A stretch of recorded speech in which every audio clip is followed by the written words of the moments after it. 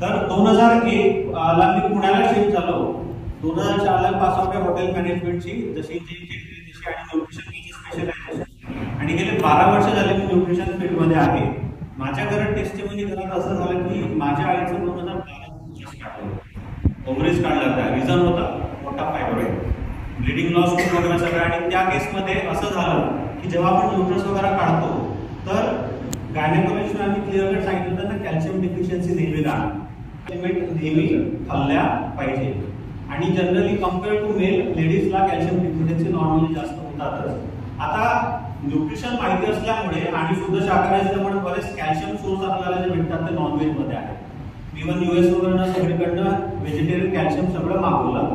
पण प्रश्न तोच आहे, इथं डेमो बघितला, खाणं आपल्या हातामध्ये, ऍब्झॉर्ब करणं कोणाकडे? बॉडी सेल्स, बॉडी स्टेटन्स. तर 2017 मध्ये पुण्याला आम्ही असताना तिला फ्रोझन शोल्डरचा प्रॉब्लेम सुरू झाला. तिथं डेली आमचं ॲक्युपंक्चर आणि फिजिओथेरपी दोन्ही सेशन व्हायचे. 2-3 महिन्यामध्ये दोन लाख तिच्यात गेले. आणि त्याच्यानंतर जो रिलीफ वाटला तर 2-3 महिन्यामध्ये तो परत जसाचा तसा झाला.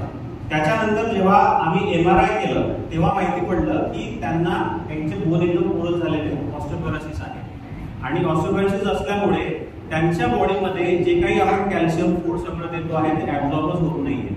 म्हणून काय केलं की जे लोक डायबिटीसला इन्सुलिन घेतात त्यांना आयडिया आहे रोज आपल्याला इंजेक्ट करावं लागतं. तसं टेरिपेराटाईड नावाचं एक हार्मोन आहे, ते डॉक्टरांनी त्या माझ्या मुलीला सुरू केलं. आता एक टेरिपेराटाईडचं हार्मोनचं इंजेक्शन आहे 3 ml ते 18,000 रुपीजचं आहे आणि ते रोज इंजेक्ट करायचं.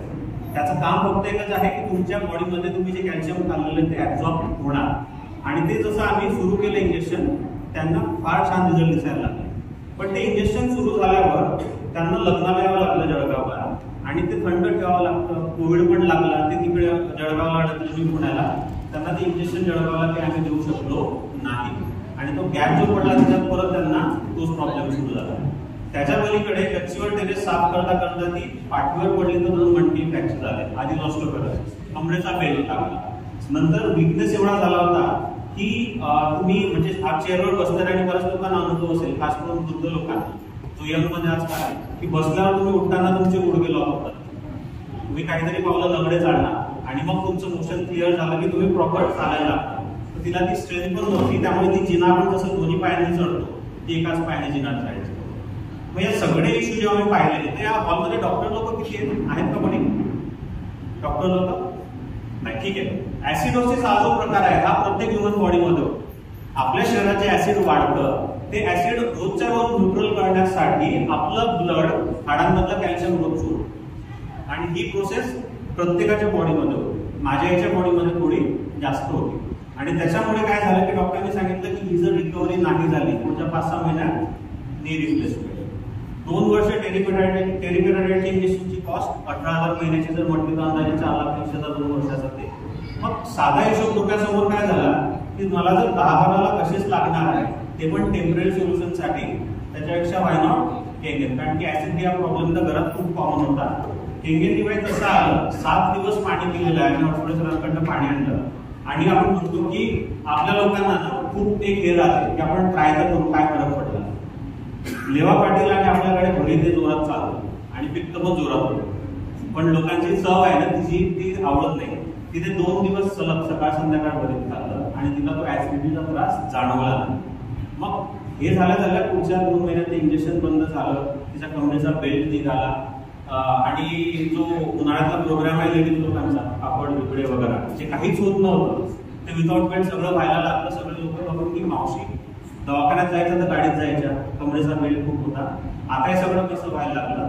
तर हे रिझल्ट आहेत, याच्यामध्ये बरेच रिझल्ट तुम्हाला माहिती पडतील. कोणाला एक गोष्ट सांगायची आहे की तुम्हाला जे काही रिझल्ट केंगेनने बनणार आहे, डिस्क्लेमर आहे, तर जेवढ्या लोकांनी टेस्टिमोनी दिले त्यांच्यासाठी एकच गोष्ट सांगतो, केंगेन कंपनी किंवा केंगेन वॉटर कोणत्याही प्रकारचा आजार बरा करणं, ट्रीट करणं ते प्रमोट करत नाही. केंगेन वॉटर एकच आहे की ज्याही बॉडीमध्ये ते पाणी जाणार त्या बॉडीमध्ये ते सेल्सला प्रॉपर ऍब्झॉर्ब होईल आणि तुम्हाला जे काही हेल्थ इश्यू आहे त्याच्या रिकव्हरीला ते तुम्हाला नक्की मदत करतं. त्यामुळे केंगेन हे कोणत्याही प्रकारचं औषध म्हणून आपण ट्रीट करायला नको. याच्या पलीकडे सगळ्यात महत्वाचं एक लक्षात घ्या की केंगेन डिव्हाइस सायन्सचा 8वी-10वी पर्यंत सगळ्या लोकांनी शिकलंय. सर पाण्याचे साईड इफेक्ट कोणी सांगू शकतो का? पाण्याचे मी डायलिसिस वाल्याचं नाही बोलत, रेग्युलर माणूस पाणी पितो, कोणाला साईड इफेक्ट झालाय पाणी पिल्याने? हे पहिलं कारण तुमच्या घरामध्ये केंगे नसायला हवं. कारण पाणी हे कोणीही पिऊ शकतं आणि जर एवढं अप्रतिम रिझल्ट येतात तर हे डिव्हाइस घरात असं असायलाच होतं. तर पाण्याचे साईड इफेक्ट नाहीये, ते कॅलरी फ्री आहे, त्याच्याने कोणी जाड बारीक पण होत, त्यामुळे त्याचे डेफिनेटली फायदे आहेत. याच्या पलीकडे सगळ्यात महत्त्वाचं तुम्हाला लक्षात घ्यायचं आहे की या हॉलमध्ये जसं सर बोलले काही आजार नसेल तरी पण हे घरात का हवं? आजकाल किती लोकांनी बघितलंय की आधी 15-20 वर्षापूर्वी एखादा व्यक्ती कॅन्सरने जायचा तर काहीतरी सापडायची, दारू, सिगरेट वगैरे वगैरे काहीतरी, आणि त्याच्यामुळे कॅन्सर झाला. आज असे किती लोक तुम्ही ऑब्झर्व करतात ते व्यक्ती शुद्ध शाकाहारी, एक पण वाईट सवयीने हॉटेलिंग तर करतच नाही तरी पण कॅन्सर नाही. हे प्रमाण वाढलं. मग जेव्हा आपल्याला काहीतरी त्रास होतो आपण टेस्टिंग करतो आणि तेव्हा माहिती पडतो 3rd किंवा 4th स्टेजचा कॅन्सर आहे. माझा प्रश्न आहे की 3रा-4था स्टेज आहे तर मी डायरेक्ट तुम्हाला 3ऱ्या-4थ्या स्टेजला कॅन्सर झाला का? नाही. 1st आणि 2nd स्टेज पण आहे. आणि या हॉलमध्ये जेवढं लोक बसले सगळ्यांच्या बॉडीमध्ये लेवल 1 लेवल 2 ची ती स्टेज ऑलरेडी असते. कारण का? आपल्या बॉडीत रोज भाजीपाला जातो, टॉक्सिन जात आहे आणि बरेच फ्री रॅडिकल्सही आहे, टॉक्सिन वेस्ट आपल्या बॉडीमध्ये, आणि ते कारण आहे. तर जर तुम्हाला कॅन्सर फ्री राहायचं असेल आणि लेवल 1 लेवल 2 ला जर सांभाळायचं असेल तुम्हाला तर डिव्हाइस तुमच्या घरात हवं. आणि लास्ट, आजच्या टायमाला सरांनी सुरुवातीला सांगितलं होतं कफ वात पित्त दोष सगळ्या आजारांचे मूळ कारण, ठीक आहे. पण जर तुम्हाला आजार होतो म्हणजे काय होतं? तुमची इम्युनिटी वीक झालेली आहे आणि इम्युनिटी वीक झाल्याने तुम्हाला आजार लागतात. बेसिक एक्झाम्पल आहे, 4 फॅमिली मेंबर्स सेम जेवण सगळं काही मार्केटला गेले आणि 2 लोकांना परत आलं सर्दी झाली. तिथं जो कोणी शिंकला असेल, खासगी म्हणजे खोकला असेल ते क्षणी कोणाला पकडलं त्याची इम्युनिटी वीक होती. तुम्हाला जर तुमची इम्युनिटी स्ट्रॉंग ठेवायची असेल तुमच्या बॉडीमध्ये हायड्रोजन रिच अँटीऑक्सिडंट वॉटर पाहिजेच आहे.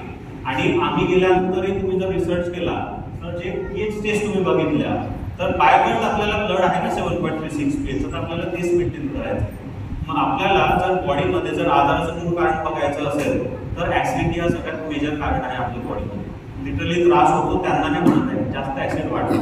तर हे खूप कारण आहे डिस्कस करायला. बेसिकली एकच सांगायचं आहे, एक असं ड्रिंक आहे की ज्याला काहीही साईड इफेक्ट नाही, 20-25 वर्षाचं लाईफ आहे या डिव्हाइसला.